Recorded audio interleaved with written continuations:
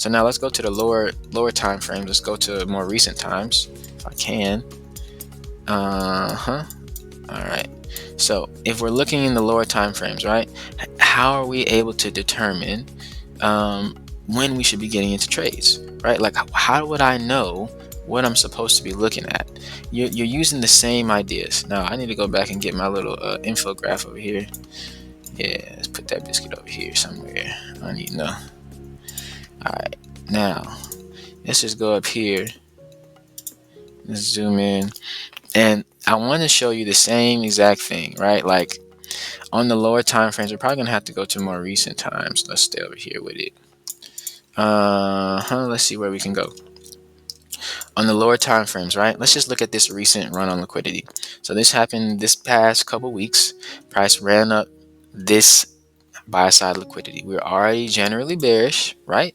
Price ran up this buy side liquidity right here, and as you know, what we do is after that has happened, we're looking for price to continue in the general higher time frame bias, right? So if you notice that happened, you would be looking for signals that price is going to continue down. Even if we're just looking in this zone here, we want to be looking at the fact that, okay, what do we have? Let's just look, right? We have a run on liquidity. Boom, liquidity, buy side liquidity, run on liquidity. We have a breaker here, high, low, higher high. Boom. Now, what do we have across from it? A fair value gap. I mean, I'm not making this stuff up, guys. And then what do we have price trading into?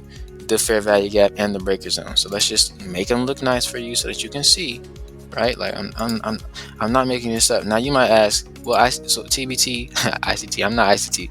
TBT. Like, what? You telling me all this stuff, but like, why haven't you been able to execute? Look, I'm not perfect. I know the stuff, right? But I'm learning how to continue to execute in real time. It's easier to explain once it's happened, but like as y'all will see me trade live, it's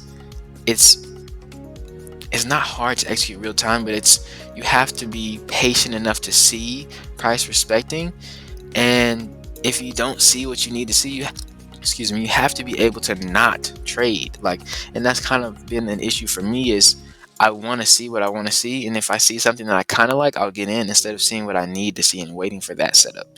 Which my setup, this breaker setup, maybe occurs once or twice a week, maybe, maybe 3 times a week if you get lucky. So it's like I just have to be more patient, and you never know what time frames this is setting up in. Looks like this is like 1 a.m. in the morning, so that's another factor. Like, am I up at 1 a.m. in the morning? No, I'm I'm waiting for setups in the London in the New York session, right? But anyways, you can see that we're looking for the same PD arrays as we did on the higher time frame, right? And if I pull my little infographic up, some of the things that you want to focus on in the lower time frames are the same thing, like the market structure shifts, right? That I talked about. We're trying to trade in the same general direction as the higher time frame bias, same general direction as the quarterly shift, right? That we talked about. The 3 months, looking at where price is most likely to go, path of least resistance, right? But we're also really paying high focus, high attention to liquidity runs on liquidity that then enter us into potential trades, right? Like I've shown you here.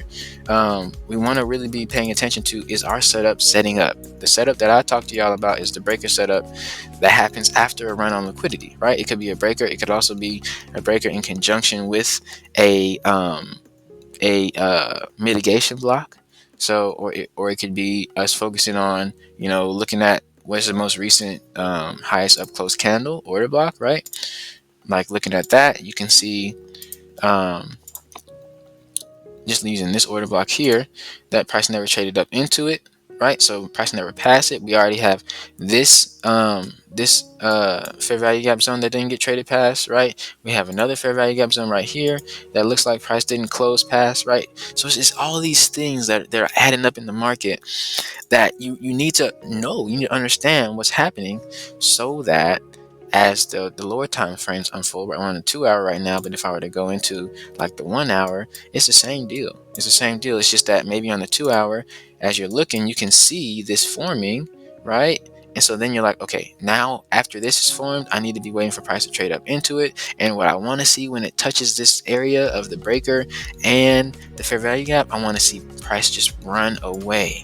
Right now, for instance, if we're this is this is at 5 a.m. So this is like in between the London kill zone and the New York kill zone. My rules on that is I would like to personally trade only in the London kill zone, so 2 a.m. to 5 a.m. For me, my kill zone in the London kill zone, the TBT kill zone within ICT's kill zone is like 2 a.m. to like 3:30 because I feel like that's when the best London trades happen for my pairs, GBP USD, Euro USD. Um, but also for me in the ICT London kill zone, me TBT, I like to look at London kill zone, or not London, for ICT New York kill zone. He's looking at like 7 p.m. a.m. 7 a.m. or 7:30 a.m. to like 11 a.m. I would like to look at personally after the news, so like maybe like 8:30 a.m. to 11 a.m. That's really when I feel like the move kind of makes itself clear.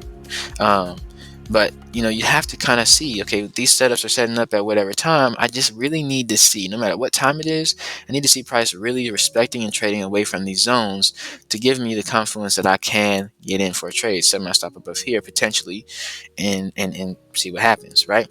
Um, so using that lower time frame, the same keys apply. You want to be setting yourself up in the same direction as the higher time frame bias, and you want to be trading your setup.